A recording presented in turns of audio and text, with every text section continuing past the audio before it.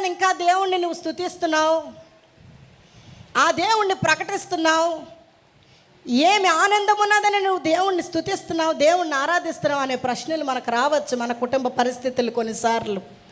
అందుకే సిలువను గూర్చిన వార్త నశించుచున్న వారికి వెర్రితనమేమో కానీ రక్షింపబడిన మనకైతే దేవునికి స్తోత్రం, హల్లెలూయా. వారికైతే ఏంటట, అది వెర్రితనం అవ్వచ్చు, కానీ మనకి అలా ఉండాలట, ఇదే నాకు శక్తి. భక్తులు నేర్పించారు.